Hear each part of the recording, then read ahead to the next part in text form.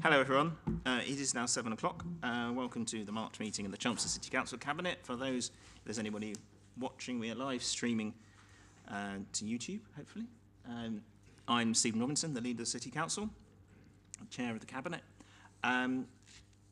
Before the official business, I don't think there's there's no press or public present, so you know the evacuation notice as usual. Go out the front if the alarm rings. Apologies? Thank you. We've had apologies from Councillors Hawkins and Wilson. Item 2, declarations of interest. If you have any, declare them now or at the relevant item on the agenda. Item 3, can I sign the minutes of the 30th of January? Agreed. Moving swiftly on.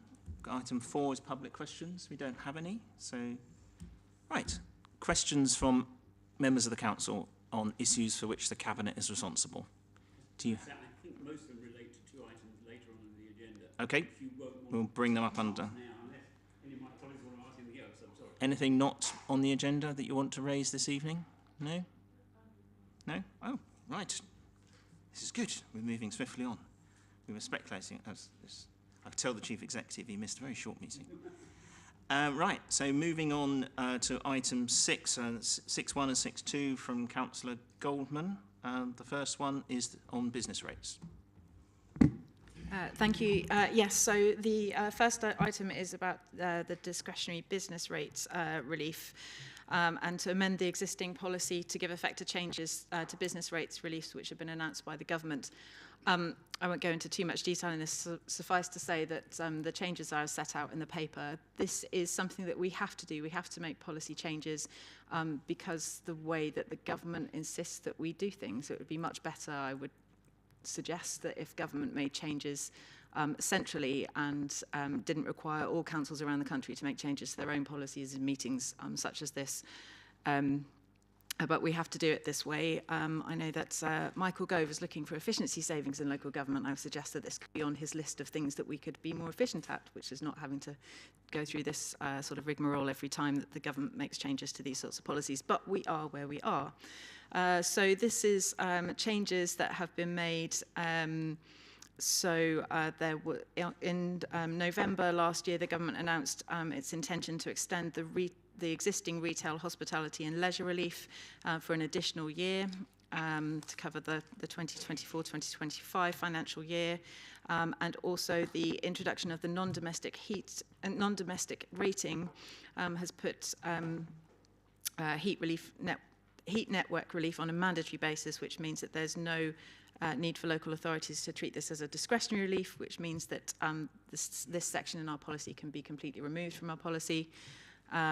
And then there's a bit of knock-on effect that has, which means that's to do with discretionary relief for prior years and just making sure that we don't open ourselves up to having to back pay lots and lots of money and putting a limit on that because of those changes that have been made. Happy to take any questions.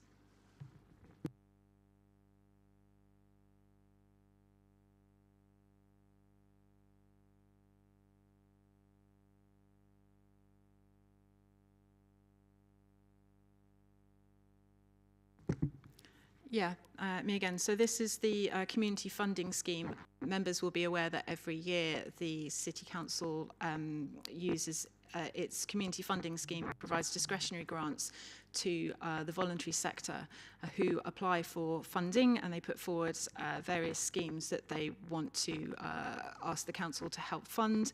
These are revenue schemes, and it essentially helps these voluntary organisations to continue the great work that they do. I'm sure that members will agree that our voluntary sector does an excellent job right the way across the city, and our residents benefit from the work that they do greatly.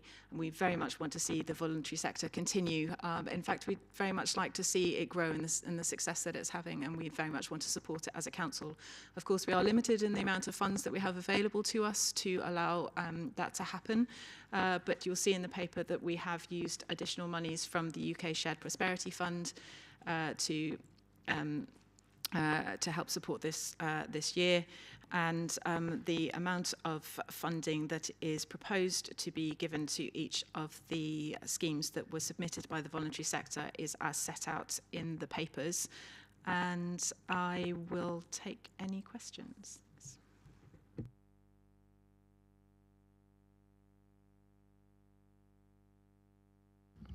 Any other questions? I think it's worth observing that the UK Shared Prosperity Fund was supposed to be a replacement for the money that we lost from leaving the EU, but it's actually significantly less than that was. Yeah. And also, whilst we're giving our grant to the CVS, it's still a bit up in the air as to what the County Council is doing. And we're trying to get some answers tomorrow. Any other comments or questions? No? Councillor Hyland. Thank you, Chair. On page 39 of the 79-page pack, 1.5 talks about 4 service level agreements in place due to expire. What are those service level agreements? And is there some core provision funding that's promised in those agreements? Thank you. So there are 4 SLAs, and I'm going to look over there to officers who can correct me if I'm wrong, but I'm pretty sure the 4 SLAs that we have had up until now are with the CVS, the YMCA and the CAB, and the 4th one is Chelmsford Community Transport. Chelmsford Community Transport no longer exists, having merged with Community 360, which are based in Colchester, and so that service level agreement is coming to an end naturally because that organisation no longer exists, so we can't continue to provide the grant to it. And your other question was specifically... Was there any core provision funding within those service level agreements that you would want to give every year to those 4? So, not quite sure I understand the question on that. So, have you promised any money to them within the agreement? So that's so that's part of the SLA. So the SLA agreement is a promise of funding to allow them to continue. So maybe okay. I'm misunderstanding the question. Are they published anywhere that I could see them? I'm imagining I'm going to hand over to Louise, if that's okay. No, I don't believe they are published anywhere, but each year we review, even if we've had a two-year agreement, we review the things that we'd like them to do for us and we monitor them against those things. But I don't believe they are published at the moment.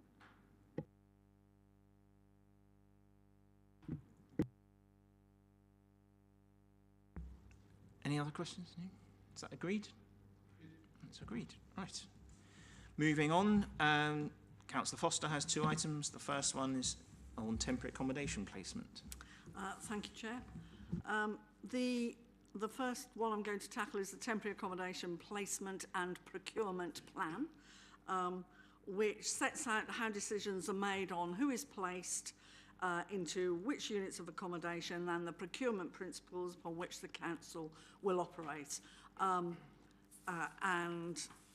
If you look, the primary purpose is to make sure that the council is meeting its legal obligations but also adopting good practice, to ensure a sufficient supply of suitable accommodation whilst, as we know, minimising the financial impact. And in the actual plan itself, it states all of the acts that we're complying with and the relevant strategies that we're complying with, and sets out what the plan does. So it shows how decisions are made, it shows what the current state is, what the procurement principles are, and talks about managing the market of private providers, the nightly lets. The main purpose of this, we as a council are obliged to ensure that we provide accommodation, both emergency accommodation, and if we've assessed that we have a duty to some of those residents to provide longer-term temporary accommodation. What often happens is that we will accommodate somebody, we can't accommodate them in Chelmsford, so we accommodate them elsewhere. It could be Peterborough, Northampton, Colchester, you name it. That's where we put them. And then what happens is that because we're obliged to house them as close to Chelmsford as possible, we then move them back.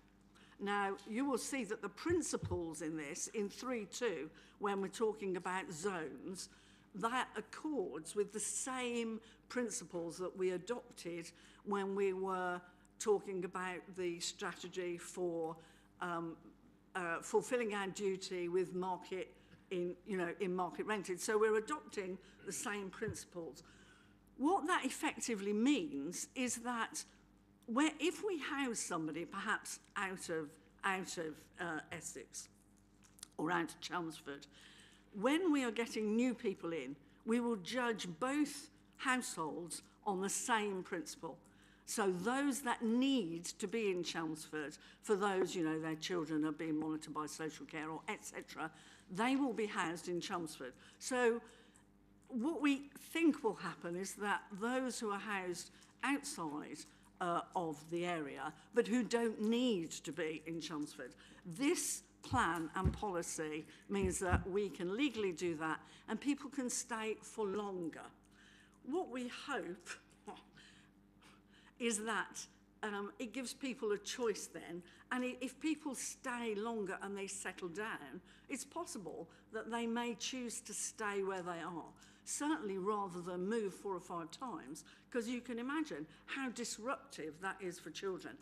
How if they move, well, whether they even go to school, you can imagine, can't you? Because so I would urge acceptance of the policy, well, it's very difficult to get your teeth around this. I would urge acceptance of the temporary accommodation placement and procurement plan, because I think it is beneficial both for the City Council and for any such residents who might be placed in that situation. I think that's all I shall. Councillor Sullivan. Yes, thank you very much. I'm inclined to agree with you. I think it's a good idea. I like the idea of joined-up policies, and if someone likes Peterborough and wants to live there, well, so much the better. But yeah, on that basis, I think it's a sensible policy. We don't object to it on this side of the house. Absolutely, thank you. Good. Yeah, I think it's worth. I think both of us said this at full council. There's a lot of actions which Louise Goodwin chaired the Housing Action Group, which we set up 6 or 8 months ago, and a number of things are coming forward, and this is part of a result of this. We are taking a whole series of different actions to try and get on top of the issue. Not just, you need to build more homes, but there's also policy changes that we can do which can hopefully streamline things a bit and make us more effective. So, is everyone agreed with that? Agreed. Okay, jolly good. And then Councillor Foster's second paper on the tenancy strategy. So what I would say about this is what we're doing is to seek approval to externally consult. So this, this isn't the tenancy strategy as we expect it to end up, really. But what it does is it gives us permission to externally consult on the updated draft. And what we need to do is to re-energise our relationship with our registered providers. And this is the vehicle upon which we can do that. We have a very, very good relationship. The City Council has a very good relationship with CHP, and certainly since I've been sitting here, we have regular meetings and they are quite responsive. However, as I'm sure everybody sitting in this meeting will realise, we also have, and they're listed in the tenancy strategy, and another sort of dozen or so registered providers, some of whom are huge. And the difficulty in actually getting them to work with us, and we need them to work with us, because we need to make sure that every single social home, affordable home, social rented home in Chelmsford is used effectively, and in our interest and our residents' interest. So in order to do that, we need to start this conversation with our registered providers, and this is the base document to do that. I would leave it there, really. I didn't want to go into any details on it because it's quite a detailed document. Councillor Sullivan? Yes, thank you. Yeah, I'm pleased to see the revised strategy. I think it's a little out of date, the current one. It does need revising. I'm very happy to see that. And I hope you're successful in revitalising these links with the ones that aren't CHP, that are elsewhere. But I just have one ask. It allows you to make amendments if people come back on the consultation. Just an ask, can you please let us know if you are making any amendments, however that small they are, just so we understand what's going on. Yeah, absolutely. I'm sure we can commit to that. Thank you very much. Thank you. I'm going to be generous. Councillor Whitehead wouldn't if he was in the chair, but go on. Councillor Jeeps and then Councillor Steele. I have on video to prove you're wrong. It was just a matter of interest, because knowing how the pressures are for housing, when you look at 4.3 on page 6, units owned by council retained and purchased, occupancy rate 83%. Is there a reason for that? Mind, I'm very loud. Don't really think that. Yes, it's because quite often they might be quite short term. You know, hopefully, if we're moving people on, they are. And in that sort of circumstance, you will have gaps, more gaps than you would, say, in a large organisation where you've got a very settled population. You would expect occupancy rates to be over 90%. But obviously, some of these are quite hard-worn. That's not the right way of saying it, but you know, get quite a bit of hardware, so they might take a little while to. And sometimes they're not. If you've got a whole row of houses with the same, or flats with the same, you know, you've got the same baths, same, etc., you can get them fixed quite quickly. But with properties that you bought off the shelf, it's sometimes not quite as easy to do.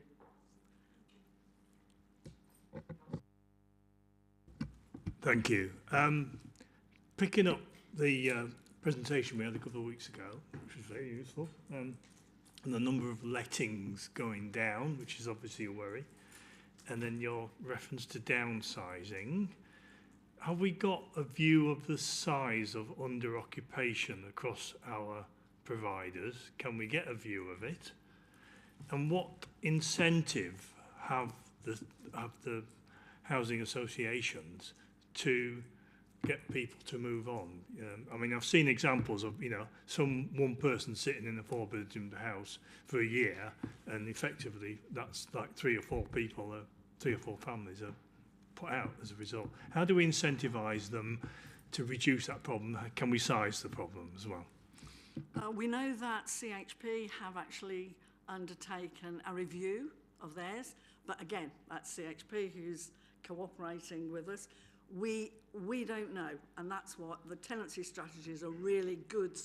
It'll be a really good place to start to say to all of the other, some of whom must have people who are under-occupying, but we don't know, and we're not sure that they know either.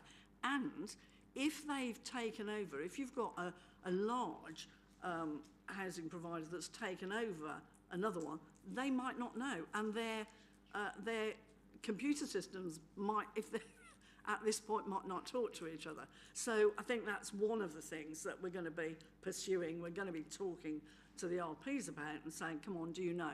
I'm not sure, I wouldn't like to reveal in an open meeting. I'm quite happy to about numbers for CHP. I know that they know. Generally, registered providers will offer a financial incentive of about £1,000 a bedroom to give up. So because we've altered our policy, that could be more.